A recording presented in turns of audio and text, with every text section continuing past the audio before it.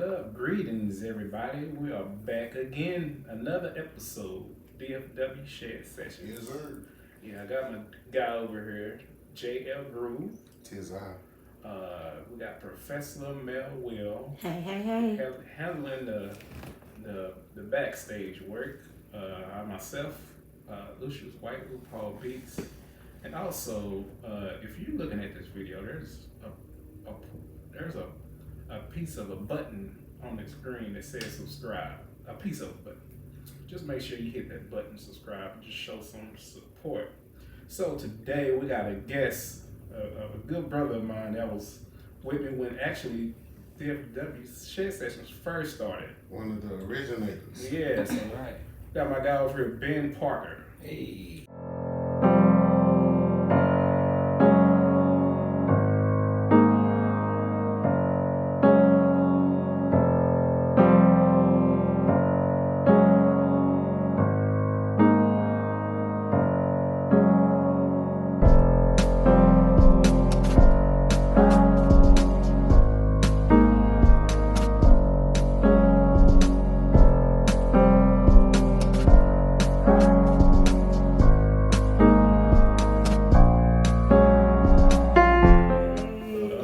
What's up?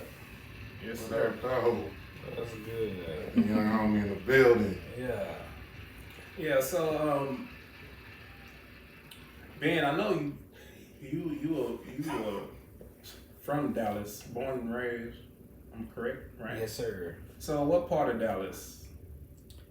I grew up my first 3 years in Pleasant Grove. I'm a master's. Mm-hmm. Yes. Yeah, Pleasant Grove, PG gang. And So did I. And then I moved. You know, my dad was a pastor, so we lived in a lot of different places. So.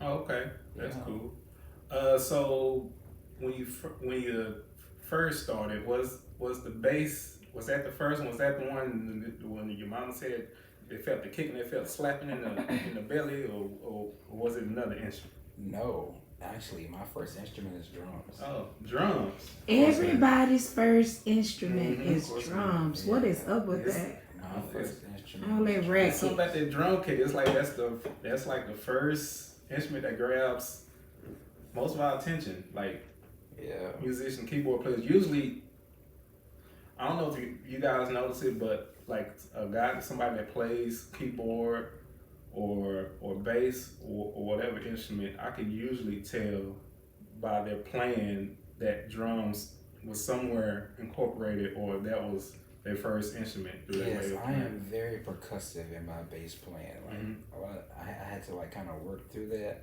Mhm. because like I do like a lot of ghost notes and a lot of Yeah. extending like I'm playing the drums on the bass because I'm just so percussive in nature. Yeah. So, but yeah, no, my dad was a drummer. Oh, So, okay. Yeah, so I came out the womb with sticks, Oh, okay. banging on pots and pans, and we had rototoms. So Mm. like, I would just Oh man, I'm ready. Yeah. So that's all I did around the Mhm. house was just beat on pots and pans and rototoms. Yeah. Nice. So, at what point did you decide to switch to bass or play bass, or what was it that grabbed your attention? Actually, it wasn't my choice. Ah. My dad put me on the bass. Ah, So okay. when he was a pastor in Georgia, Mm-hmm. it was just my dad on bass and me on drums, and so he got tired of leading songs and playing the bass. Mm-hmm. So he taught me a couple of songs and then taught my best friend how to play drums. So during the middle of praise and worship, he would come up and play the drums. Mhm. I would switch to bass and play the little one or two songs I learned until I started getting the hang of it and learning on my own. He bought me DVDs. That's when I got the Victor Wooten DVD or Yeah. VHS at the time. Them DVDs used to Boy. help. We ain't had YouTube and all that back So then. Yeah. This is before the YouTube era. Right. Yeah. So I got like a Larry Little VHS and a Victor Wooten VHS, Mhm. and I wore them VHSs out, and ever since then I've been on the bass. When I was in middle school, I was in the jazz band, so I played bass in jazz band in middle school in 6th grade, and from there that's what kind of took my bass going up to the next level. Yeah. Nice. So is so far as the bass and the drums, is there one that you like better than the other one? Drums. Okay. If there was a room full of instruments and I walked in the room full of instruments, I'm going straight to the drums. Why? Every time. Okay. Yeah. Why? Cause that's my love. My dad played drums. That's your just first baby. Yeah. Yeah, that's just kind of my thing. But bass makes me money. So. But why didn't you so like as you grew up or whatever, I understand you played in a jazz band and all that, but as you grew up, why did you not go back to the drums? Because I assume like as you got older, you could make that decision eventually. Okay, I'm gonna put the bass down, or I'm gonna put the bass aside and go back to drums. Like, why did you stick with bass? Why didn't you go back? Because it was working. So it was working. So for me, it was like I was getting more opportunities on bass because everybody was a drummer. So it's like it wasn't that many bass players. So just stick with what's working, and then so drums just became a passionate thing. So like if I'm like when we was living in Lancaster, I would just go in there and just make videos because I wanted to, or it was more of a stress reliever, or like more like cardio, like just go in and just go ham for a long time just to kind of release stress. So drums became like my passion project when bass was work. Yeah, yeah. It's one thing, especially in the church. Most of the churches, you have about, because all the kids, the drums. It was like that was always the first kind of easy thing to play because you didn't have to worry about playing certain notes or picking up, listening to, especially when it comes to listening to music, is knowing the right chord and all that, compared to playing drums. They used to always tell us, somebody will beat the drum. Right, exactly. Yeah, so. And especially being in a small church, it was just like, we just need somebody to keep a beat. Right. Exactly. Yeah. So let's start with now you're in college. Right. Let's go there. So Okay. So first of all, what made you choose Cedar Valley? So I wanted to go to Berkeley or Full Sail. I was trying to go to Berkeley for music, and I wanted to go to Full Sail for audio engineering. But like I said, my dad was a pastor, so when we were in Indiana, before we moved back to Texas, I had everything kind of like lined up on what I wanted to do. At that time, I was in IT. I was going to school for building computers, so I'm like well versed in like building computers, IT networking and stuff like that. At that time, it's way more advanced now. But my senior year, we moved back. So that disrupted all of my plans. We moved to Lancaster, and I spent my senior year at Lancaster. So I had to figure everything out over again. I was playing football at the time, so all of the scouts, all that stuff I had, I lost all of that because I'm in a whole new place. And scouts start early, like in middle school. So I'm in a whole different territory. Nobody knows who I am, so I ended up joining the band when I came down here. They tried to make me crab my senior year, and I was like, nah, that's not gonna work. So I struggled a lot my senior year. So long story short, I didn't have many options at that time because of how the academic system was set up. So when I was in Indiana, I didn't have to have as many credits. Okay. So when I came to Lancaster, I had to double up on a lot of classes just to graduate on time. Oh wow! So I had 2 math classes, 2 science classes. I was like, people had early release. I was at school all day, the whole year in class, while the seniors was doing whatever. That's why you're such a nerd now, guys. And I was just trying to graduate all the time. While everybody was out there playing How I Go Get It, you was in there. I was in class. I was with the underclass. I was in class with 9th graders, 10th graders. That's what's up. So and look at you now. Gotta stay focused. They still trying to play How I Go Get It, man. Keep them eyes in them books. Keep them eyes out them girls. So at that time, all of my plans was kind of limited. So what happened was, Cedar Valley still offered audio engineering degree, and that's what I really wanted to do. So I took it as an opportunity to kind of be able to go to school, still learn a trade that I really wanted to be, and make money. So I bought my first car off of that money because, like you said, I got good grades, so I was able to get a lot of grants and a lot of government got a lot of government money for school. And so I bought a lot of my first studio equipment, a lot of my first car. I bought all of that stuff with the money that I made going to school. So yeah, I graduated from Cedar Valley, and here we are. I brought up Cedar Valley more so because, man, like if you're from Dallas, and especially if you're a musician, you know, man, Cedar Valley is like a gold mine for dope musicians, man. Like we talk about UNT a lot, but really like Cedar Valley was, cause you had like a lot of like some of Dallas's dopest musicians come out of Cedar Valley, man. Like, and this is something that a lot of people didn't know. So with UNT, they had this thing with the teachers where a lot of the teachers will go teach part-time at Cedar Valley. So if you're in college, you're going to Cedar Valley. You're paying for Cedar Valley but getting the UNT education. So it's like you're kind of getting like that, you know, the best of both worlds. And again, man, like it's just this long list of like super dope musicians that came out of Cedar Valley, man. So shout out to Cedar Valley, man. For sure. And this may be straight to say, but I feel like Cedar Valley was like the black UNT? No, it might have been. Yeah. I think I can agree to that. Yeah. Because a lot of the talent that came out of Cedar Valley, these guys were The urban. And we talking about the dogs, the upper echelon of Dallas music, man. Yes, they've gone on to do amazing things. And we had some of the best teachers. Arlington Jones was the best. And Roger Dismore, which was like he was like over the music at the time when I was there, amazing saxophonist, and really developed a lot of us and had a lot of patience with us as church musicians who couldn't read. And he took the time out to get us on the professional level to where we could be well versed in the secular arena as well as church. Yeah. Shout out to Roger, man. That's dope. Nice.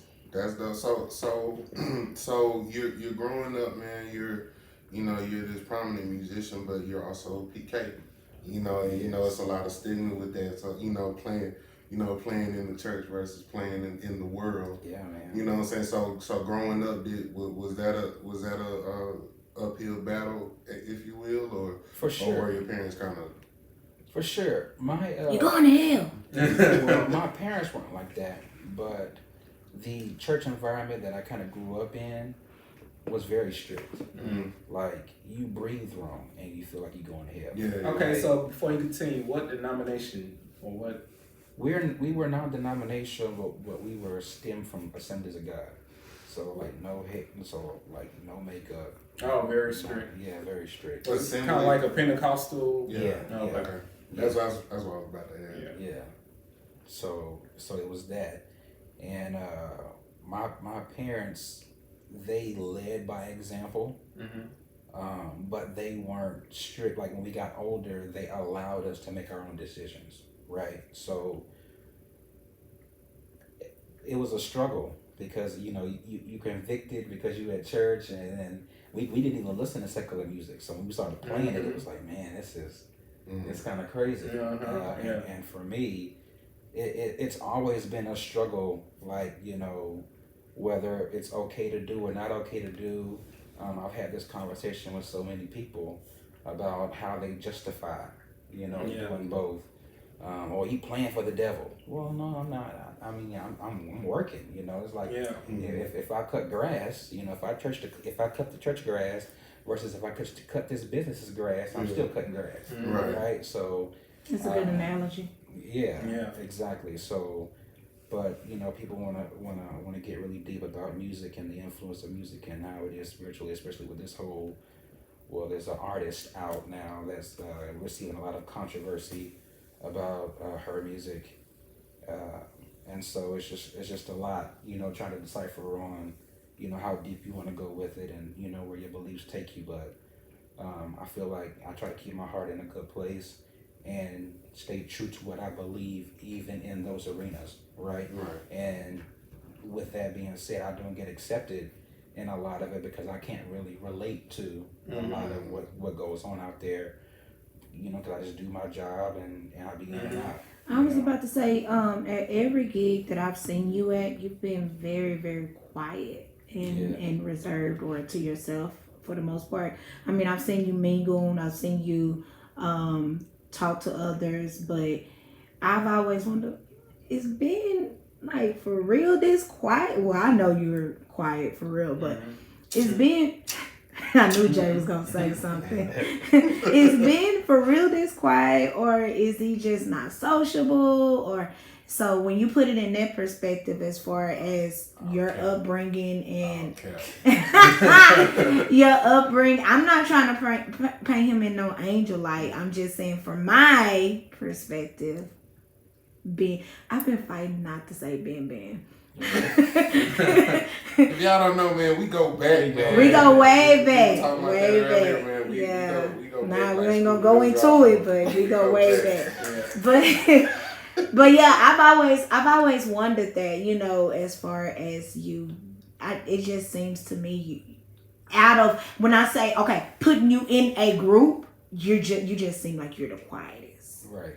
Is that because of your upbringing, or is that because, like you said, you weren't being accepted because of where you came from, or because he don't get caught? There's a difference between not doing it and not getting caught. Don't let him put you out there like that. That definitely brings up a good point. So, it's a mixture of a couple of things. I've been kind of doing a whole lot of self. Awareness, self kind of observation, trying to figure out stuff out. So with my dad being prominent in our church circles, it was easy to have conversations because people always wanted to talk. I never really had to initiate conversations or do any of that. So now that I'm out here kind of like by myself, like in other arenas outside of that, people don't really care who I am.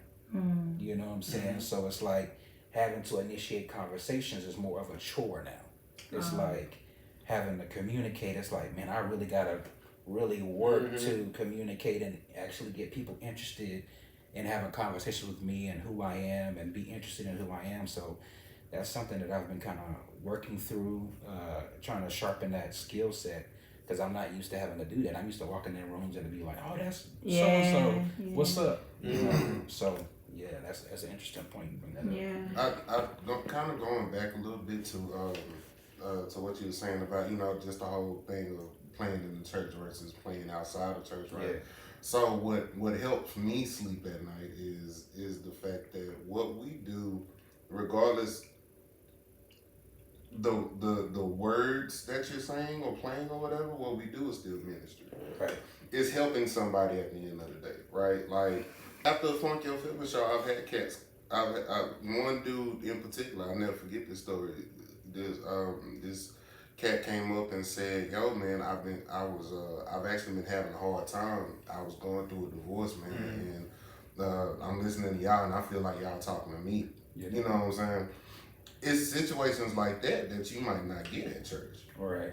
A pulpit might not be able to, you know what I'm saying? I'm not saying that it can't, but the message can get across anywhere. And right. it's about healing. It's about giving hope. It's about letting people know it's gonna be okay. We have the power now. You know what I'm saying? Musicians, and that's a whole nother. Man, listen how powerful we are and how powerful music is, man.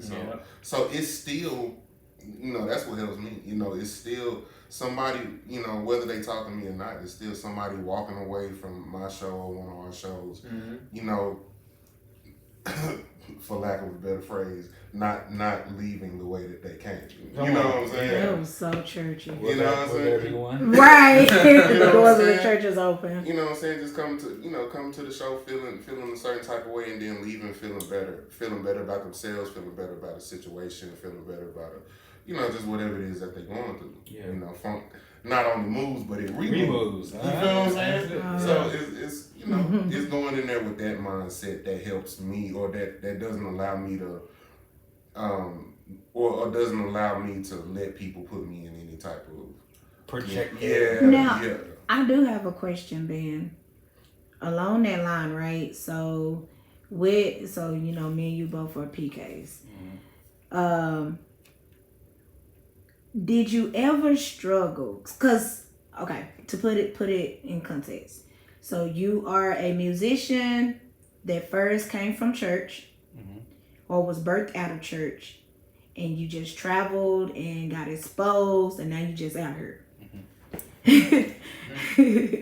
Has there ever been a time where your upbringing, or let's not even say your upbringing, because we know preference is just there when we're being taught and brought up, we're taught and brought up mostly on preference. So let's do away with the preference, but just your spiritualness, right? Because you made a joke, but I think it's real. Being saved and everything, right? Is there ever a time where you are at a gig or at a event or some area or some place where you are playing, or you're on a gig or whatever, and you just like, my spirit does not agree with this, and this is at church or outside of church? Like, has there ever been a time where you like, Ooh, dude, Lord, I'm not gonna do this again because my spirit does not. Right, man, listen. I've been in places where I'm like, yo, no, that ain't it. That church right there, I ain't going back. But I'm specifically, so let's not talk about church, but specifically outside of church. Has there ever been an event or a gig where you've gone to and you like, dude, this is just not for me? Yeah, there's quite a few. We won't name them. Thank you. There's been quite a few instances where I just wasn't comfortable. I was like, yeah, this makes me feel weird. Or like people want to say, oh, my spirit is vexed. Right? Yeah. But yeah, there's been quite a few instances like that, and so that's when my conviction and my discernment kind of kicks in, and then that's when it becomes more about preserving that, yes, as opposed to getting a check. Right? Come on. Yeah, no, that has happened a few times, and it's happened in church too. But since we're sticking with the secular side, there's a lot of places I won't go back to. One day I need to look up what's the word secular. I've never just. The word secular just sounds so dirty. I really feel like I really that's need, secular music. I really need to figure out that's the secular. Is that the proper word? Well, I need to figure out, is that word as bad as we make it? Is the it word secular? No.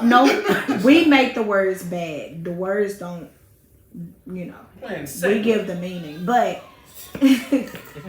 But it's funny you should say that. You said something that I think a lot of musicians and or singers struggle with, where it's like, is my piece worth this paycheck? Right. And I think a lot of us do, we walk up in a place or even a business relationship, whether it's church or not, a business relationship, and we see that it's not, 100. And yeah, it messes with your pocket, but ultimately you're vexed on the inside, because it's like, how dare you? Or why would you put me in this position? And at that point, I feel like full-time musicians, because I can sit there and say, I got a 9 to 5, so shoot, I don't care. But a full-time musician, this is your bread and butter. This is how you eat. Right. Do I stay because this is a good paycheck, or do I take my peace and my dignity with me and say, you know what, not tonight, Yeah, not to be too spiritual, but the Bible talks about my gift will make room for you. So I feel like if this is not where I need to be, then there will be other opportunities that can kind of supplement the situation. So I'm going to always choose peace, because when I choose peace, then it's going to always work out. Yeah. Right? So I'd rather it work out for better than for worse. Yeah. So. Hey, Lou. Well, we still interviewing, right? Huh? You still interviewing? Yeah. Oh, okay, I was Yeah. All right, listen. Oh, you being funny? Don't even do that. Do we need to? We can. Listen, this is two old friends getting together. No, I'm joking, because no. In all seriousness, like what y'all are talking about is something that Conversations that definitely need to be had. Right. People need to know that it's okay to choose peace over a paycheck. Right. People need it could be and when you say peace, you can be talking about your dignity, your respect. Yes. How people talk to you, Your reputation. how people handle you,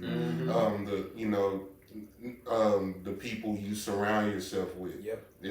Being associated with that other cat that you're on stage with. Yep. Is it really worth it? You know what I'm saying? Yep. I've had to say no to friends, family, whatever, because I can't be on stage with this cat. Exactly. Because And what they represent. Yeah, I I can't be associated with that. So no, I'm being funny, but what y'all are talking about definitely need to be said and all that stuff. All right, so moving on. So you grow up. You have a sister who's also a musician. Yes.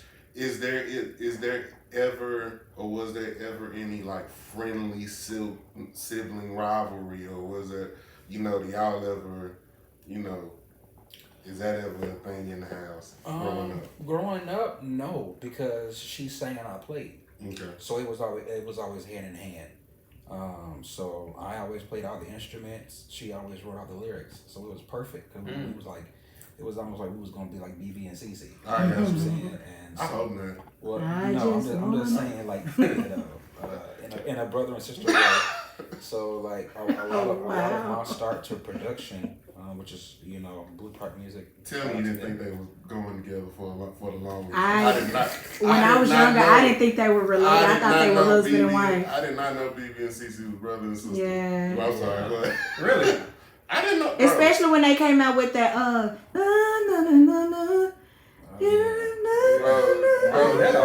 Song. I was like, yeah, they For me, they it was at "Wanna Be Close to You." That tune. Yeah, I don't know. It sounds like a situation. Yeah, but like no. But anyway, So, that's dope. So you wanted to be BB and CC? Go ahead. Yeah, and I'm just saying it was like a little brother sister thing. Shout out to Blue Park Music. That's my production company. That's how we kind of got started. Brianna would write songs and I would like start producing them. Or like back in the day when I was like wanting to be a rapper and stuff. She Wait. What? You was rapping? Bro, I got albums. You got bars? The fact that all of us had the same reaction. Bro, I got albums. You never knew this. Okay. Damn. Yeah. You nice on the mic. I got albums. Ah. Yeah. Okay. Kind of crazy. Yeah, we gotta. I guess we didn't do our research good enough. Is it on Apple Music? No, it's not. So did we really do our research? Right. To know that. He said he got albums. I was gonna ask him about God Factor. I didn't know. Yeah. I was gonna ask about God Factor. I didn't know we was rapping. Yeah. We ain't been digging deep enough, dog. We gotta keep digging. Yeah, I was rapping. Nice, man. I did a show. Matter of fact, one of the shows I did a Jam for Jesus. I did a Jam for Jesus. I did like I was an artist spotlight. Jesus. So, Okay. I had Ariel. Man, I forgot about Jam for Jesus. I know, right? Was, Shout out to Chadney. Yeah. That's a nice little thing going on. It was a good time. Put the band together and did a little set. It was a good time.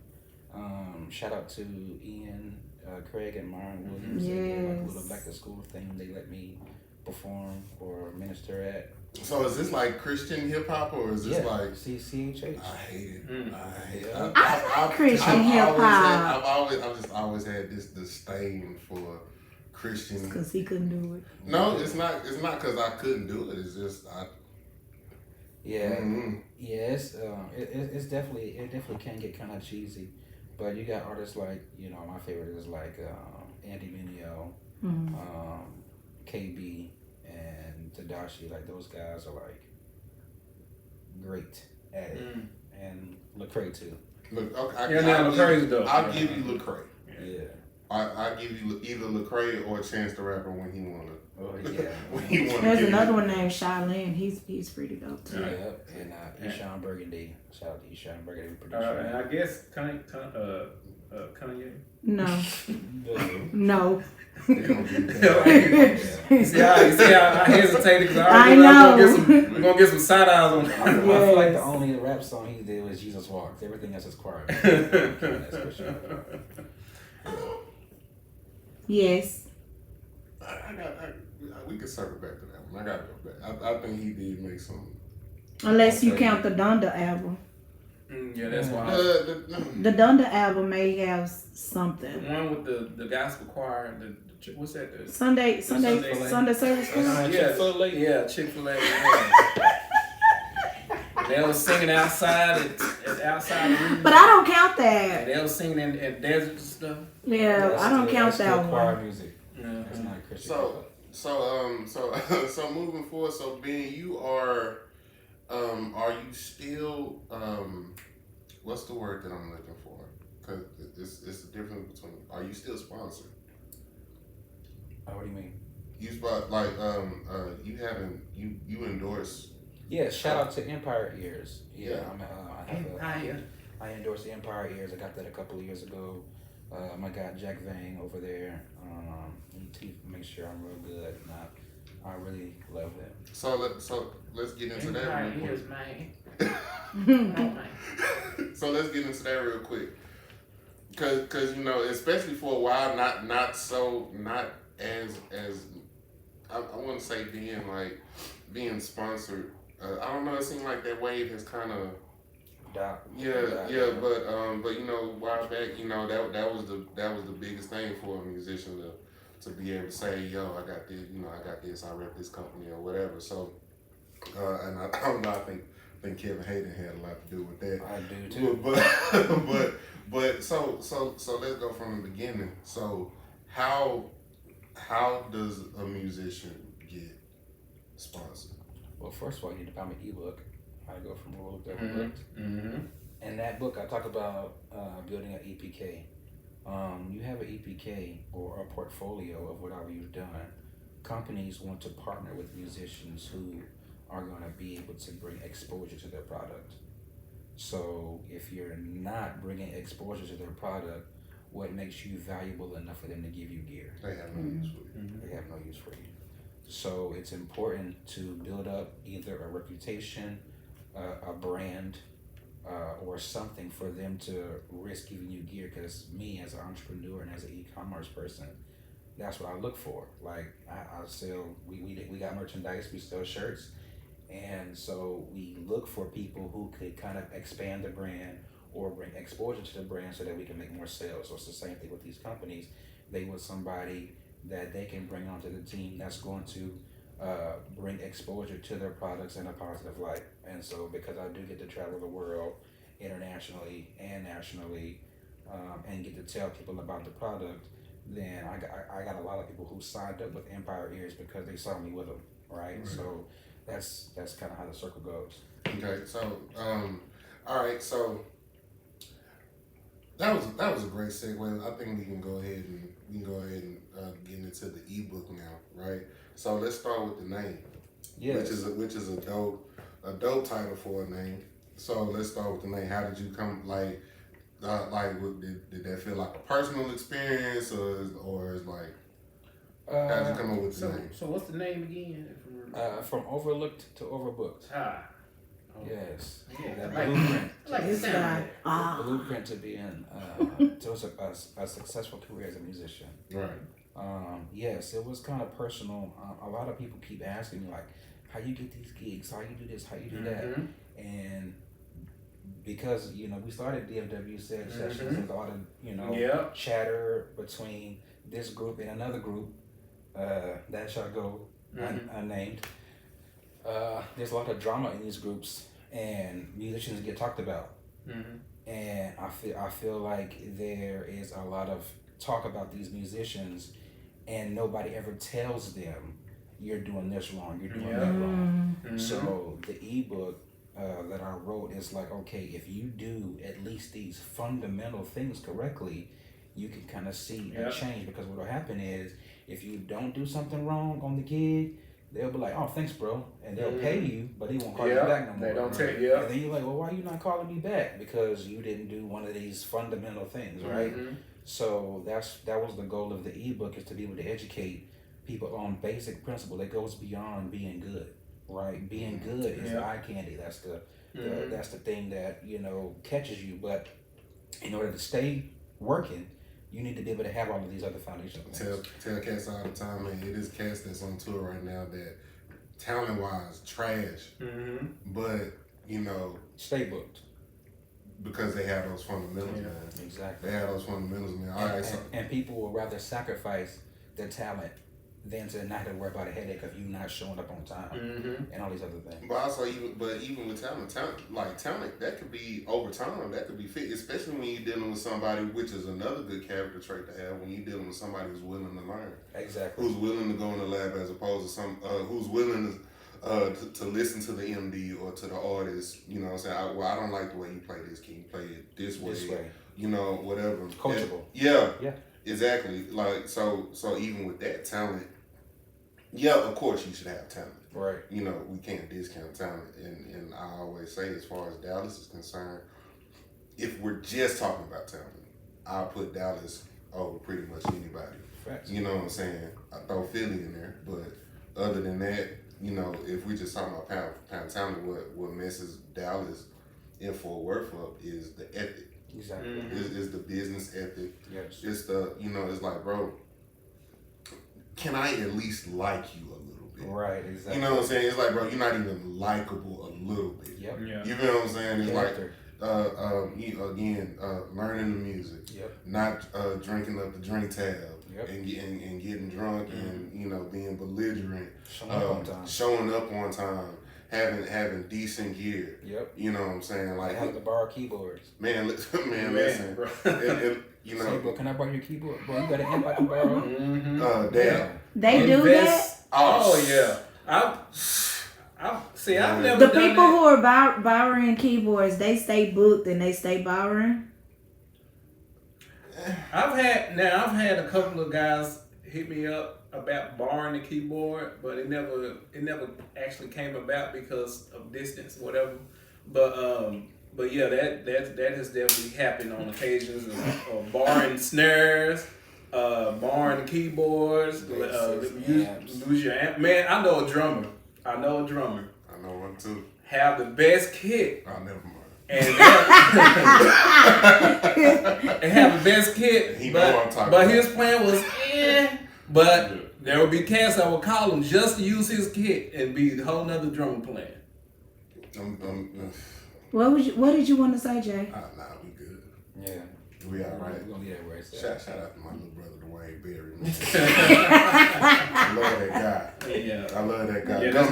Yeah, that's not what I'm talking about. Yeah, okay. Yeah, no, of course, because you said good kid. But anyway. You good. I can do that. I can do that. That's fine. I can do that. Yeah. He can't fight me, so. But that's what's up, man. Nah, man, you definitely got a lot of good information in the book. So what made you want to go the ebook route? Yes, I was going to ask that. The ebook route is easy to download, right? So it's easy to download. It's scalable. So like if I sell it, if I get a hardback copy, then I have to order more, right? So it's just easier to scale and to get out faster overseas and abroad. So right now, I'm working on a marketing plan to be able to scale it up and be able to share it worldwide, right? So that's the plan, to share it worldwide. And then so the ebook was the first of many things to come, right? So it's going to eventually become, my bait, and then I want to eventually come out with a course and some other things like that, just to kind of to teach theory and to teach some other different things, because the goal with DFW Shed Sessions was to be able to create conferences and stuff like that. I wanted to partner with Gino Eichhard, shout out to Lock Johnson, and put together a weekend kind of thing, because when we had DFW Shed Sessions pre-COVID, Mm-hmm. that's what we were doing. We weren't just getting together and just beating on, banging drums and building instruments. We were bringing bands in to learn how to do arrangements. We were bringing, clinicians in to teach different things. And so the goal is to be able to kind of like build a community in that way and be able to come up as a community, because a lot of things I feel like in Dallas, like we have elite, but they have like a lock on like a lot of the good music that comes out of here. And so as a community, we can sharpen iron, so that way we can actually get more exposure to Dallas, because like you said, we have all the good talent, but a lot of us don't have, or a lot of them don't have the business ethic to make it out or to actually produce something. We had some of the best gospel music and secular music comes from Dallas. No, for sure. Or Dallas Fort Worth, Kirk Franklin, David and Tamala, Fred is here now. He's Detroit, but he's here now. Myron Butler. Myron Butler, Williams, what? yeah. Myron Williams, like, bruh. And then you got Erica Erykah Badu. Yeah. Marvin Sapp's here now too, right? Yeah, Marvin Sapp's here now too. So it's just that there's so much talent here, and we just have to do a better job at with business and getting all of our ideas out. I'm sure there's so many hard drives of music that's just sitting. You got producers like Slick Music who's doing his thing, but I want to see these cats do like big things. Yeah, you know what I'm saying? Like we got PJs here.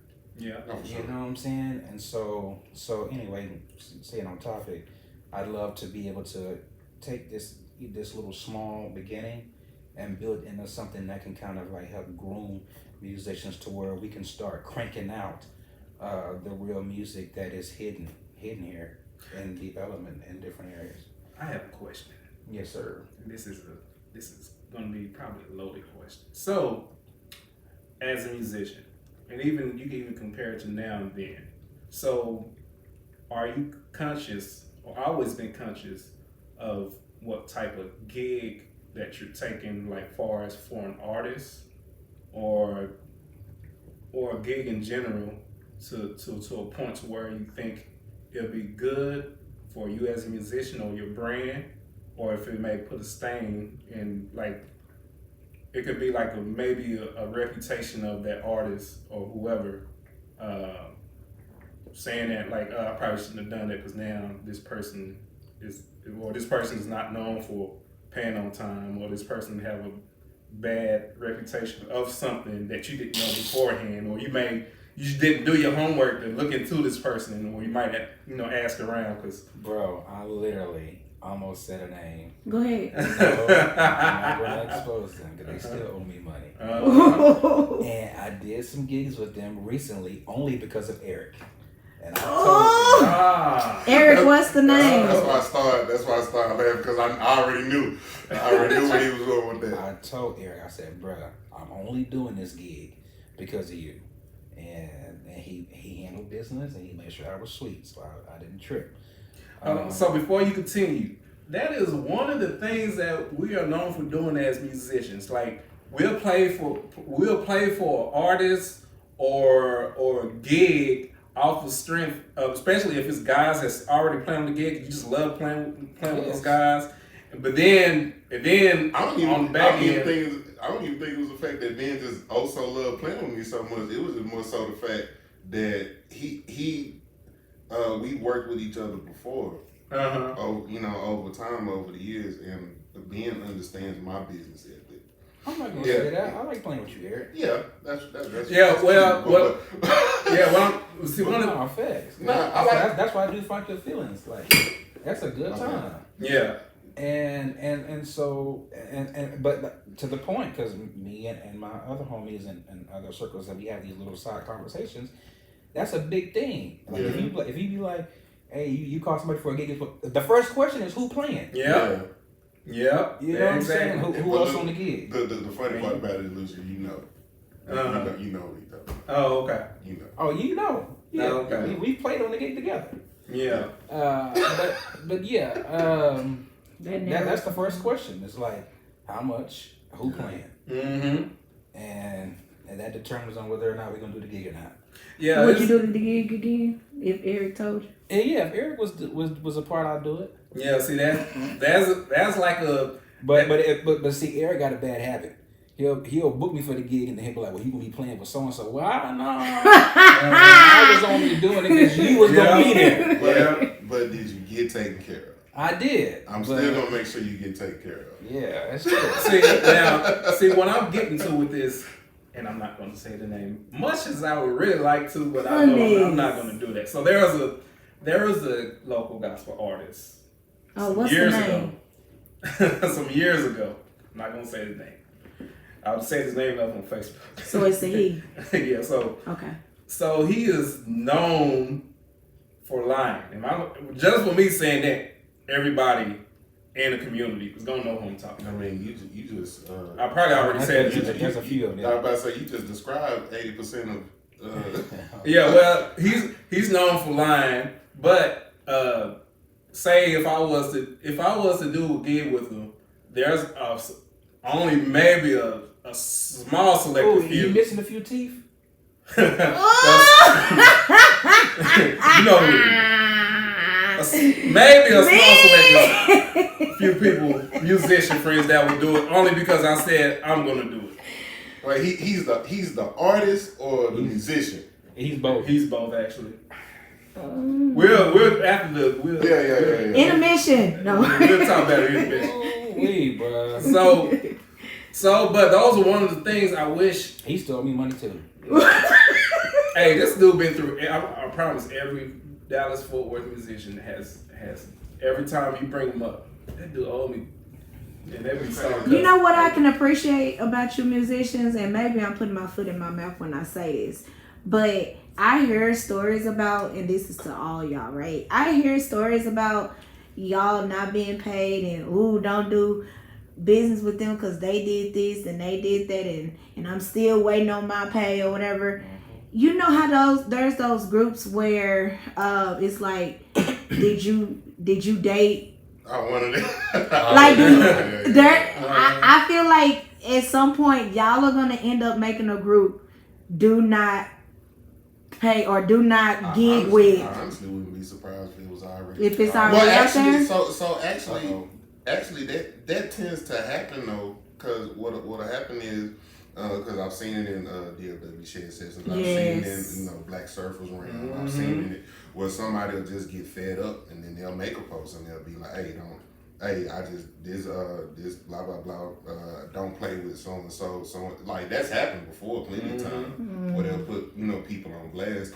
And I think in some situations, I think a lot of the reason why.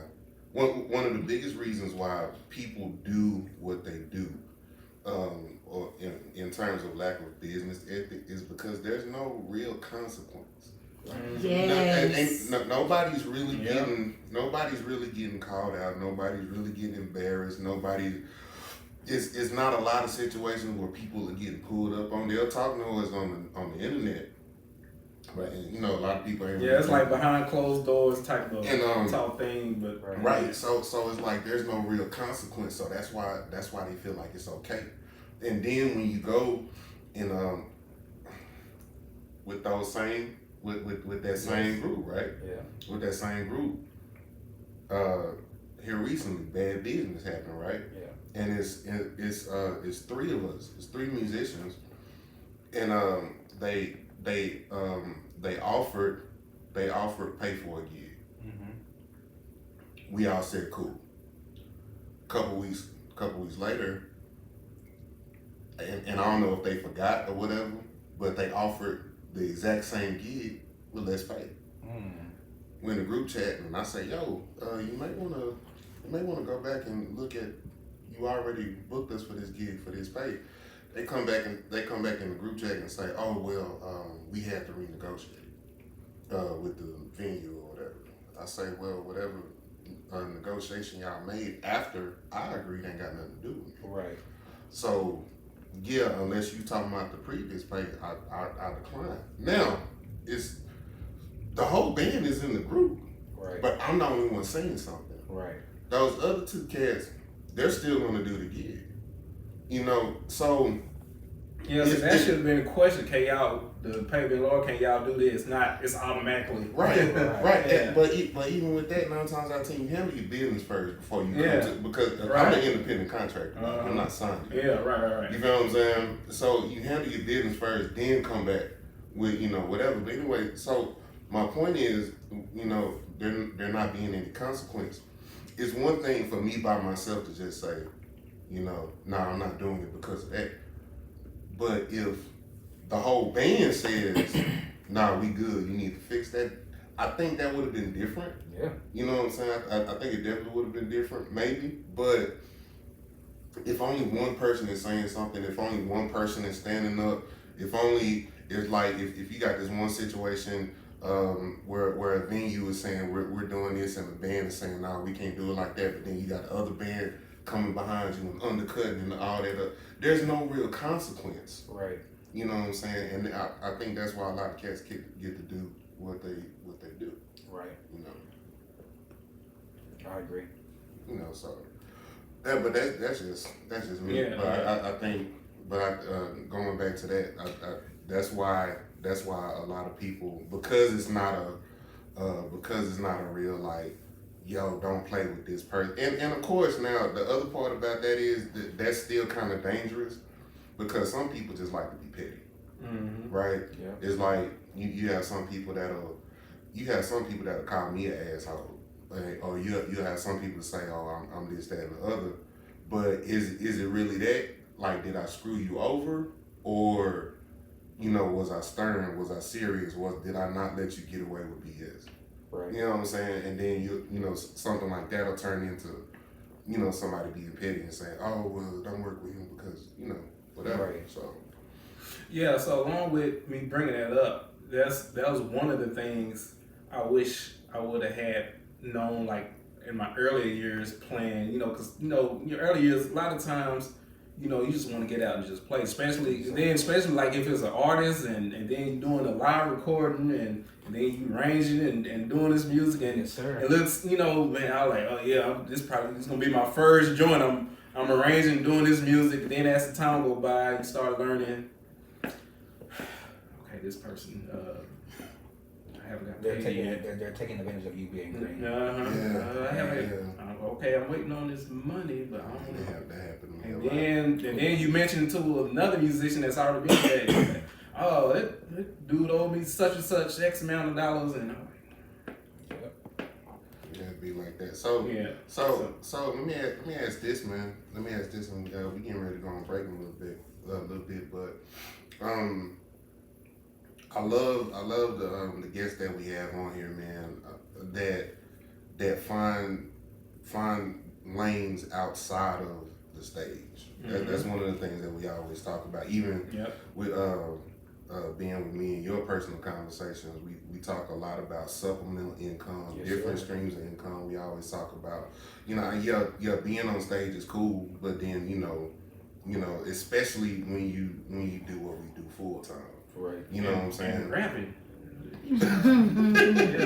Right. So some bars for the show. So and one of the things that I know about you, man, like you do a lot outside of being on stage. Like this, of course you got the ebook, but going from that to at one point in time, I know you had an Airbnb business, and you also have a car service business. Yeah. Let's go into that a little bit, man. First of all, what made you say, yo, this is another lane, this is another opportunity. Let me step into this thing that don't have anything to do with music. Yeah. So my dad was into real estate. And he was the first person that I kind of saw have some success in it. So it was something that I always kind of wanted to get into. For me, Airbnb was a easy barrier to entry because you don't have to have a lot of money, right? You can acquire apartments and houses for really low amounts of money. The goal was to have them in a lot of different places because I like to travel. If you got Airbnbs in different cities and states, you can always just go there, stay at your spot, Right. and then just Airbnb when you're not there. My sister, we work on another album, and I want to be able to go on tour one day, and I wanted to be able to fund it myself because we're independent, right? And it's like, well, if I got Airbnbs, whatever cities we hit, we could just stay at the Airbnb and be good. Right. So it was like another. That's less overhead. Exactly. And it's a source of income. Yeah. So Airbnb was the way to kind of get into real estate, but also create the cash flow for me to be able to build my real estate portfolio and actually own property. You know, me and Dwayne, shout out to Dwayne, we talked about, you know, owning commercial buildings and stuff like that. And it's just kind of hard to get into that space with low capital. Of course. But if you got cash flow, it's easier to drop the cash and make it happen. Right. So Airbnb was the way to kind of do that. And so I'm kind of finding my way through that, looking to scale that up to about 10 properties in the next year or two. Nice. And, you know, see what happens with that. That's dope, man. So what about the explain the ride share service or the car service that you have? So I have a truck on Turo. And, Turo. Yeah, Turo. So Turo is like Airbnb for cars. Okay. So I got two cars. One car I'm not gonna put on there, but my truck. I'm talking about the baby. Yeah, I ain't putting my baby on I got you. my SIT. I'm not putting my SIT on there. But my SUV, I put on there, and it's been paying like both my car notes. I haven't made a payment on it yet. Wow. And so, but when I need it for gigs, because people are like, why you get the big one? Well, it makes the most money, and it's plenty of space for me to carry all of my gear. I got my own sound company. I got, you know, I do AV as well. So whenever I gotta go do sound gigs, then I got enough space to carry all my stuff in, and so it's just really convenient to kind of have that and have that space in there. And I always wanted one of those trucks. So question. So those vehicles that you got on Turo, are those paid for? Or you pay notes on those too? Or I pay notes on those. Okay, but they pay for themselves through the. Exactly. Oh, okay, cool. That's I follow these guys and I'll talk to you about them. Earn Your Leisure. Yes. And I follow these guys, and they always talk about assets over liabilities. Yes, sir. That's like one of their biggest things, assets over liabilities. And you know, being in a business mind to where, because I know you know, so one of those vehicles that he's talking about, it man, is you know, this Cadillac SUV thing, nice, right? But you know, most people, they'll look at that and they'll be like, oh, I'm just gonna get this to stunt, I'm just gonna get this to, you know, whatever. But then that's him taking that liability and then turning it into an asset. That's right. right. That's him taking that, like I said, you know, just a supplemental income with another stream of income. And then on top of that, being of the mind to have something outside of just playing bass or just playing drums or you know, something to support his lackluster rap career. Just having those things. Oh my gosh. You know I'm gonna be messing with you. You know, you know what I'm saying? Having those things to be able to support that, man. And that's one of the things that we really push on DFW Shed Sessions, man. Just really, really trying to encourage, you know, these musicians and artists to, you know, think outside of just being on the stage. I always say, I have this saying, you know, at one point in time, I wanted to be the coldest drummer in the room. Now I'm more focused on owning the room. That's right. You know, and it's that mindset that'll get you way further just in your you know, your living stability. Having somebody as talented as they are, and they don't own anything. They don't, you know, the place that they stay in not in their name, the car that they drive not in their name. But you the coldest, though. You know what I'm saying? So it's like, you know, just changing that mindset and getting people just more business savvy, man. And I tell you, Ben, you're one of those. You're really one of those blueprints, man, out here as far as like just having a lot on. Like, because, you know, all the business stuff aside, this dude, in my personal opinion, he's in my top 5 bass players in Dallas. You know what I'm saying? Like, dude is legit that guy when it comes to playing bass. You know what I'm saying? Too. You know what I'm saying? Way better than he raps, but it's like, you know what I'm saying? So that, but that then, you know of, because he may go hard as a rapper. You ain't heard him. There's a reason I haven't heard him. But nah, man. So yeah, we just appreciate you for coming through and, you know, sharing that little bit of knowledge, man. But is it break time? It's break time. It's break time. Yes. Yeah, break time. All right, we're gonna take a short pause for the calls. Yeah, man. Man, this been some great. Is this the best episode yet, brother? We've been having some good ones, man. If I can be honest with you, just being totally honest, man. I know I said it last time. Uh-huh.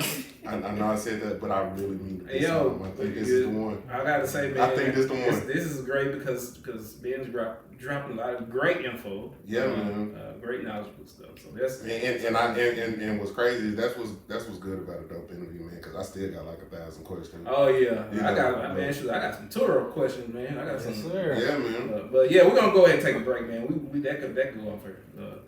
All right, we'll be back. I don't even know what you just said.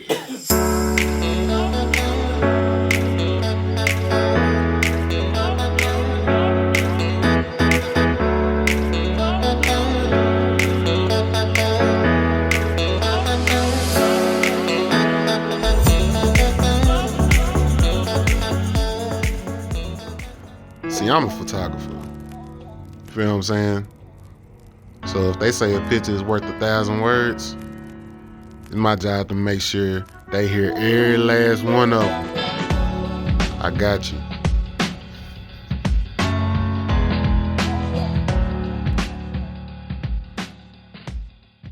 Y'all, I finally did it.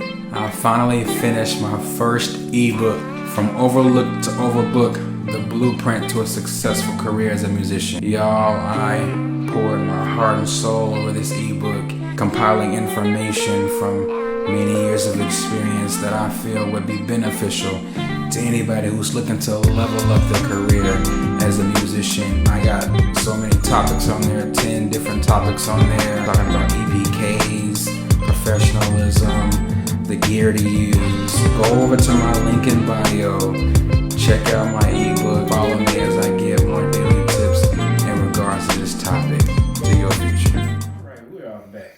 We are back. DFW Shed Sessions. Yes, sir. Shed Sessions. I gotta say, man, this has been a very informative episode. Oh, very dope. Yeah, been some great things. Oh man, we need to do a behind the scenes episode one day. Yeah, bloopers and bleepers and whatnot. So let's go ahead and oh yeah, before I continue, make sure you guys subscribe to DFW Shed Sessions because we're very subscribable. Subscribe. Yeah, I just made that up. Educate yourselves. Educate yourself. I just made that up. Educate yourself. Yeah. Do your research because here we do our research. Yeah, we do our research. So let's talk about these social medias.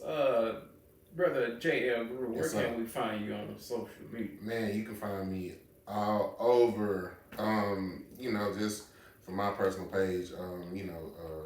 Facebook, Instagram, OnlyFans, Christian Mingle, Black Planet. You know what I'm saying? You can find me at J Ell Groove or who is J Ell Groove, and that is if you want to ride this funk train, go ahead and follow Funk Yo Feelings. That's FUNKYO. Feelings is going to be some good stuff on there. You can follow us, you can book us, you can see when we playing next.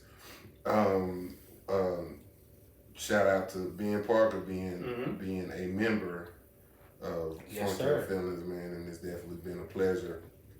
Lastly, we got I ventured out, started some photography and videography, and we call that we call it Another Groove project because it's another one of my projects. So you can also follow Another Groove project. I am your photographer for the evening. So yeah. Photographer.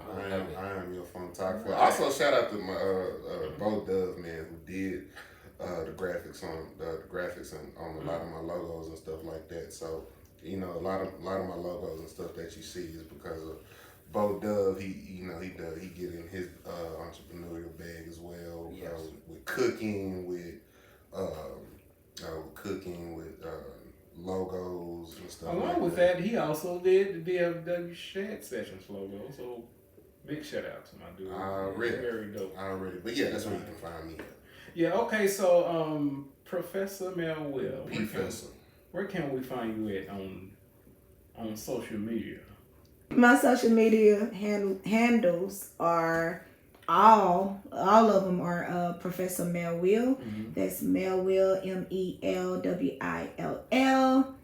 And yeah, that's on Instagram, that's on TikTok, that's on Facebook, that's on I guess Snapchat. I don't really be on there, but yeah. Nice. And you can find me on Blue Pop Beats. I'm on TikTok and MySpace and Facebook and Instagram and all that good juicy stuff. Just follow me. I'm doing something. Man, Juicy stuff. I have to give a shout out to my co-captain Lou Poppies, even though it says it in the credits, but we just haven't acknowledged it, man. The theme song that y'all hear, written, produced from top to bottom, from rooter to the tutor, that's all him, man. So dope theme song, man. So Yes, soon as he sent it to us, I was like, oh yeah, that's the one. Yeah, this is how we do it. Yeah. Yeah, you know what I'm saying? Homegrown, we do everything here on our own, so we appreciate y'all's support. Yep, so my brother Ben Parker, where can we find you on social media? Yes, sir. I'm really only active on Instagram and TikTok. So, Real Ben Parker. Cool. You can find me at Real Ben Parker, one word. Nice. On Instagram and TikTok.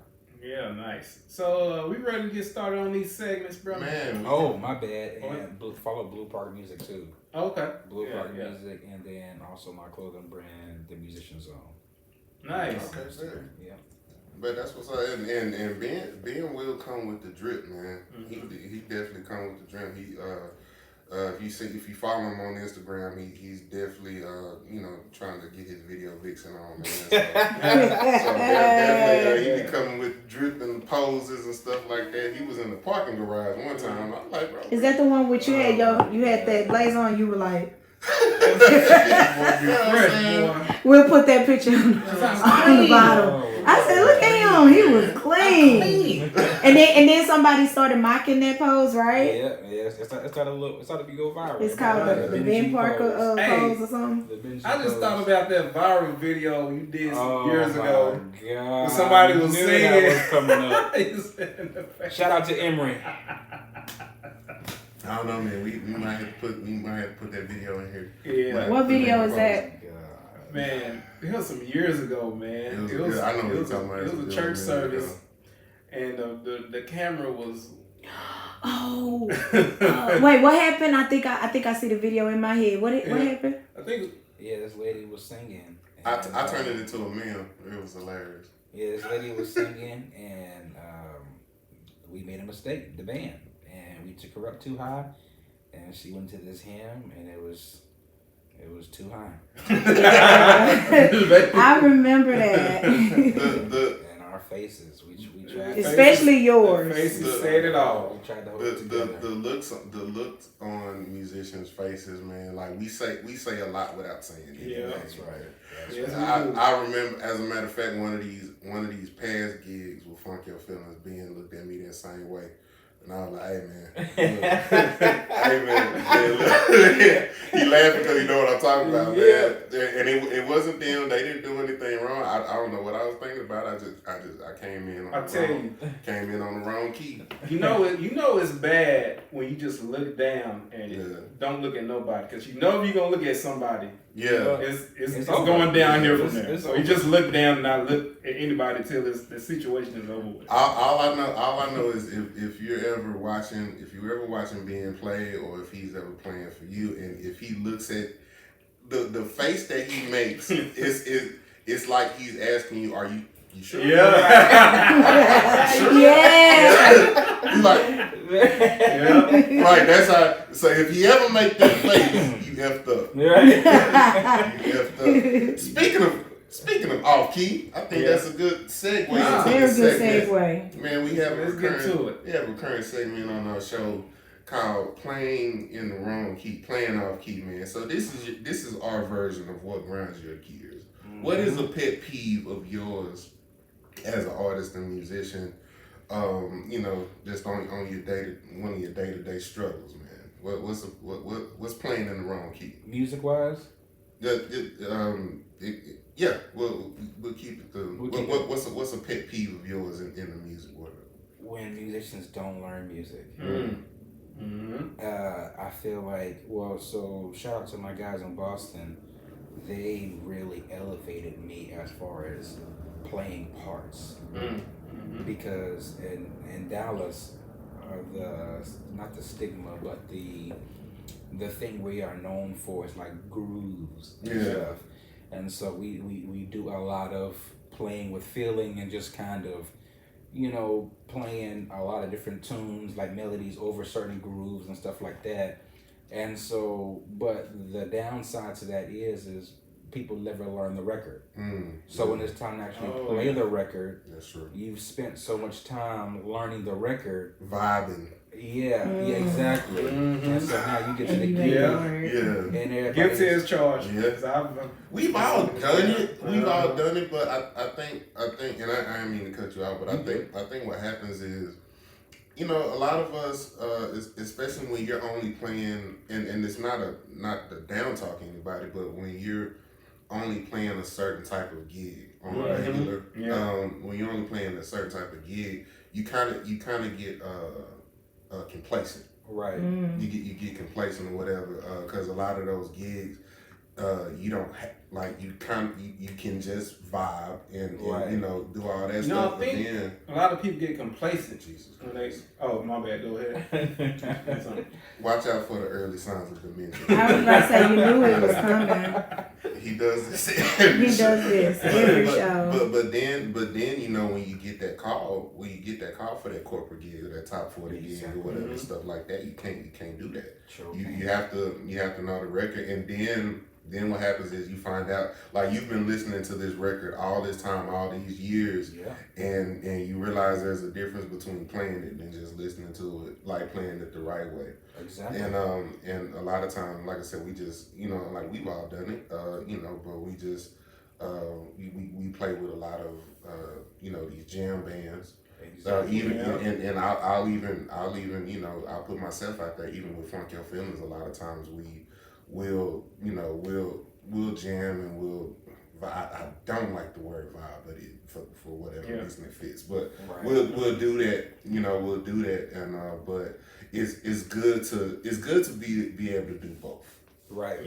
But just knowing that there's a time and place for everything. Exactly, because creativity is good, but at the same time, you have to learn the record. Yeah, of course. And at the same time, it's more than just playing in certain areas of the city. Mm-hmm. Like I've been blessed to be able to actually play with real artists, and they want to hear. They are very sticklers about little pieces of little details that you miss. It's like, yo, you need to play this. Yeah. And so it's just really important to pay attention to the detail and to be able to get the essence of what they recorded. They didn't just record it for no reason, right? They recorded it, the way they recorded it for a reason. So it's cool to be able to be versatile, to be able to express yourself with creativity, but you also need to know the record as well. Also, bro, that's not your song.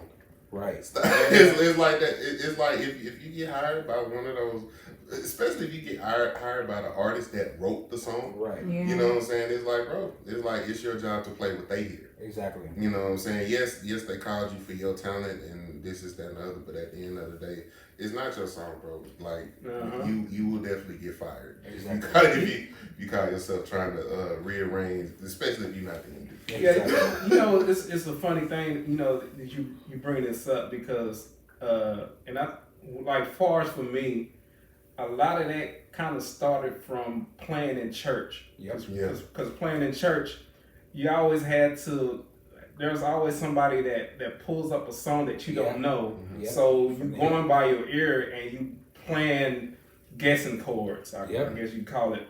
Trying to pick up just, okay, this sound like this goes with this. Yep. And then that kind of transfer over to doing music outside of that, with doing stuff on, especially with the urban community. Playing what you feel versus playing what's there. Yeah. Exactly. And then when I, playing stuff in corporate or major stuff, weddings, and then it'll be like a song I've been playing for years.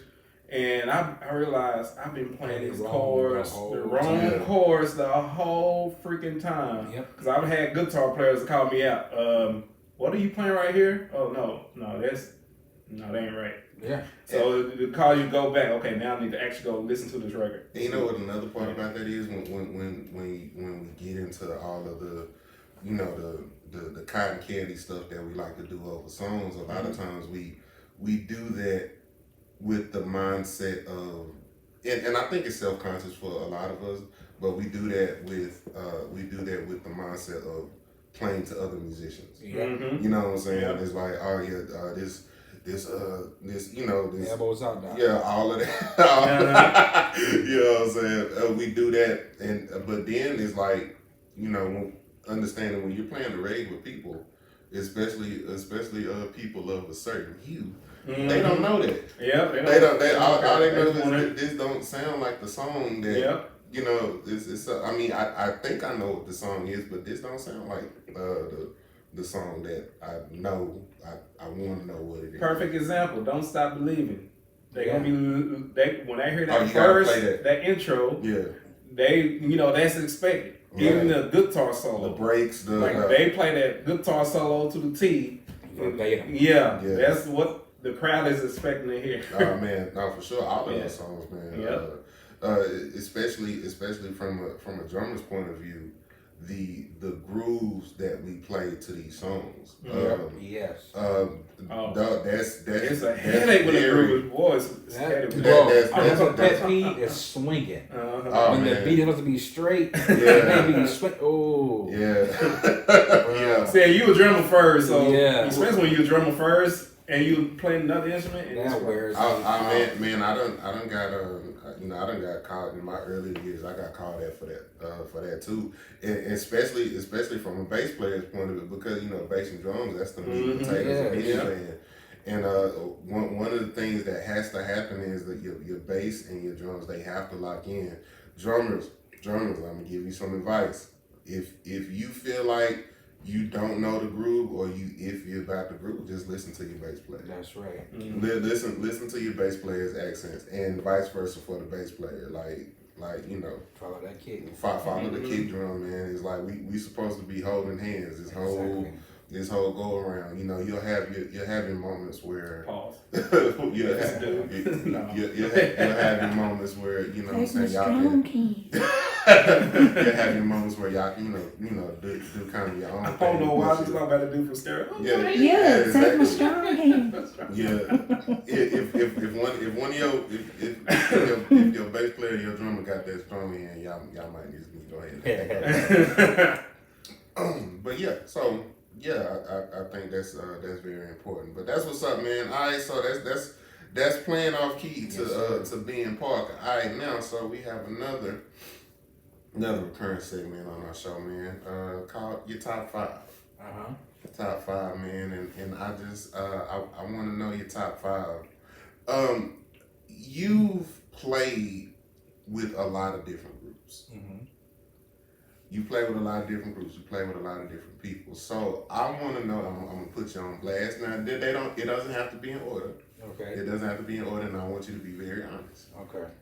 what are the top 5 groups or acts that you played for? That's good. The top 5 groups or acts I've played for. I feel like number 1 has been Fred Hammond. Like, Nice. like just being around that camp, being around him, and the experience that I've had playing with him, and I forgot the keyboard player's name. What's the keyboard player from Purpose by Design? That's a church player. group. You should know. Hey, I'm terrible with names. I probably know his face. I'm sorry, man. But I just slowed. If it's gospel, I just slowed up a whole lot with gospel groups. This was Purpose by Design, bro. This was back in the 1950s. Yeah, this is, yeah. I still don't. I'm definitely not gonna know if it's 1950s. I'm joking. I know about Art Tatum, Martin Peterson, and that's probably about it. No, I was supposed to do a couple of stage plays with him, and me and my bro Tim Thompson, shout out to Tim, and Darius Johnson, one of my favorite guitar players, and my brother. It was just an amazing learning experience. So that's definitely top tier. Let's see, top 5. That's 1.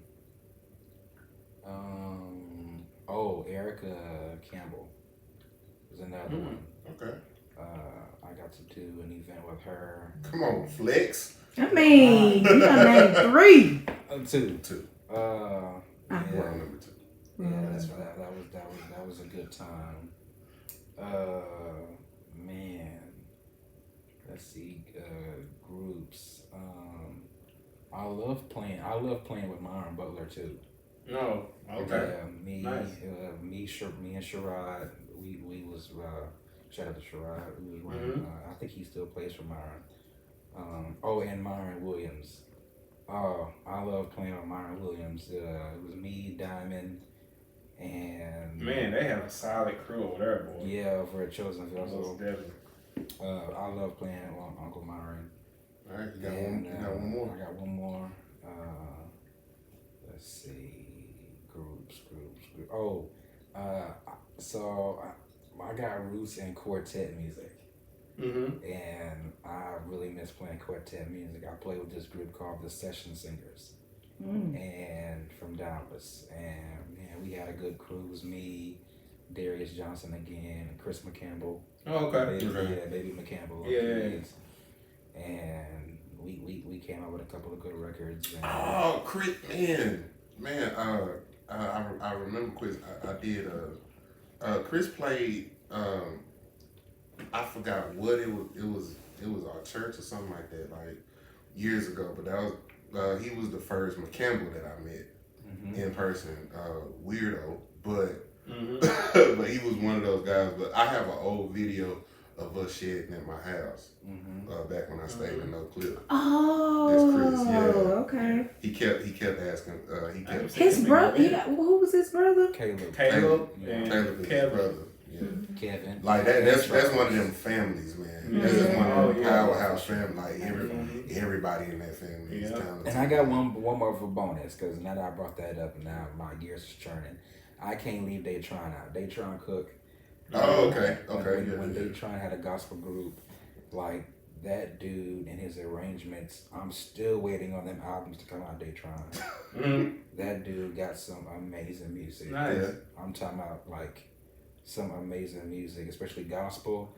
Like Ty Tribbett is it, but Daytron got some music. Oh, okay.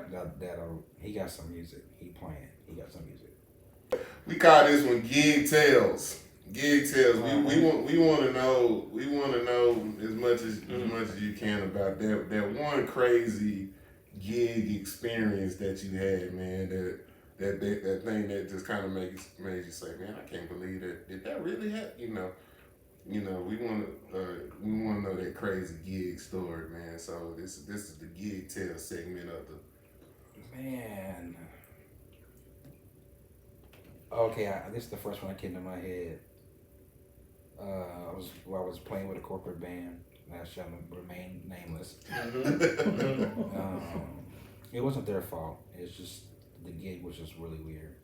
We had a flight date to California, and on on the way to the airport. We had a 6 a.m.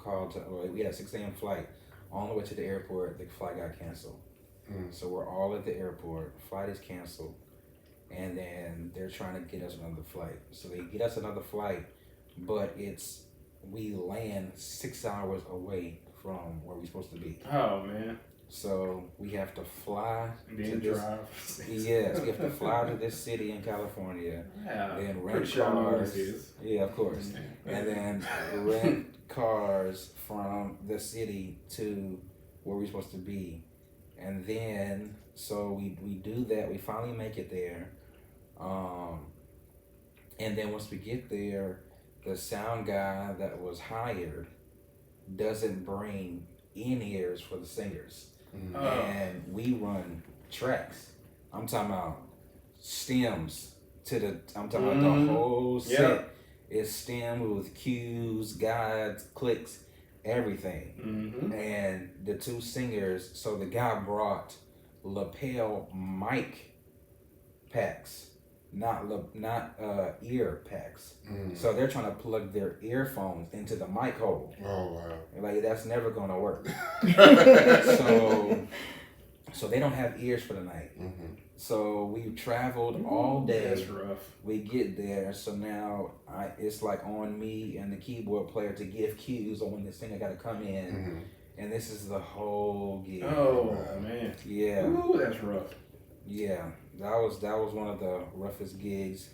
It was a long gig. Then we had to go back to the hotel. Then our rooms weren't ready when we got to the hotel, and then we had an early flight. It was just a bad gig. That's one of the ones that is burned, etched. Yeah. Cool, man.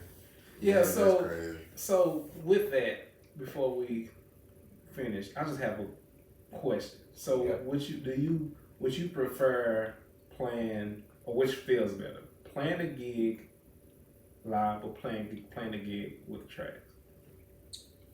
It depends on the gig. Okay.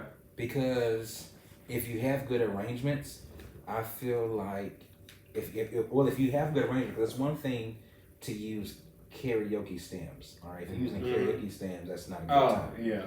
But if you make good stems, you know what I'm saying, that that have good arrangements, because there was this other artist that I was playing for, Shy, and shout out to Shy Speaks, and that's my girl.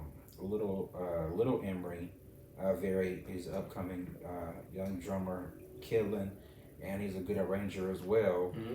We had a couple of rehearsals with Shy where we arranged some dope shows. Okay. And so when you got stems like that with instruments that enhance the experience, that's a good time. Yeah. Right. As opposed to you just pulling, downloading some Casio from the internet and whatever.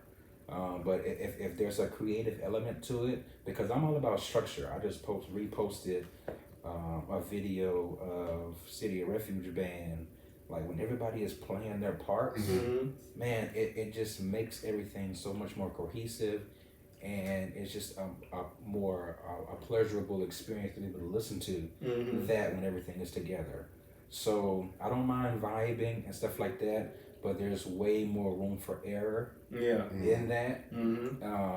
And so so now I'm kind of liking the arrangement way, because Dr. Fred Hammond, they just did an amazing project, Pages of Life Reunion, and they were so meticulous with those arrangements. I'm talking about every beat, every note, every lick, every line. It was meticulously thought out, and it just makes that experience so much better when everybody is playing in their lane but together. You know what I'm saying? So I feel like both have their place, but my mindset is I like playing to the masses. You know, so like and to Eric's point from earlier, I'm beyond the club mindset. I'm trying to I like touring. You know what I'm saying? So that's the mindset on tours, to be able to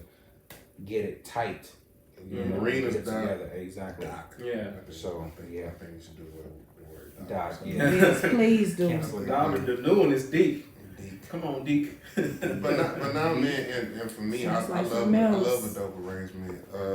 I like a arrangement that's like there is still a such thing as doing too much. Yes. It's like you have those arrangements that don't complement the song Exactly. at all. Like